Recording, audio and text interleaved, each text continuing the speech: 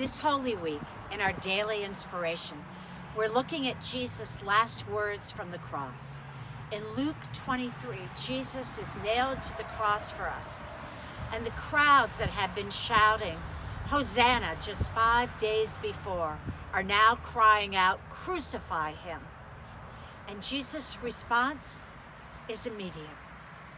"Father, forgive them, for they know not what they do." Now, I know that we Christians are supposed to be in the forgiveness business, but usually we offer forgiveness with clenched hands.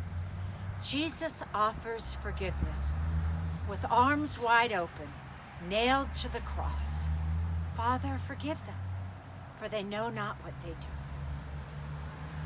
Well, I'd like to share a true story with you today, a little bit of the life story of German theologian Jürgen Moltmann. I can't think of anyone who has struggled with forgiveness and grace more. So here's a little of his life story. "My youth, such as it was between 1942 and 1948. At 16 years old, I was drafted into the German army. At 18, I was captured by English troops. And at 22, I was repatriated to Germany. I was one of the fortunate ones who escaped the mass deaths of World War II. At age 16, I served with the Air Force Auxiliary in a battle in the center of Hamburg. We barely survived the firestorm which the British Air Force unleashed. They called it Operation Gomorrah, and that was a fitting name for this sinful city. We, my unit, escaped death, but we were POWs. We were sent to a labor camp in Scotland. Then came what was the worst of all. In 1945, we were confronted with pictures of Buchenwald, Austerlitz. They were pinned up on our huts with few comments. Cold horror came into the camp. Was this what we had fought for? Shame had a stranglehold on me. For me, writes Moltmann, the turn from humiliation to new hope came about through the Bible and through the encounters with other Christians.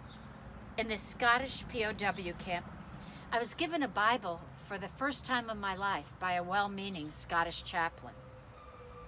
Some of us would rather have had a few cigarettes.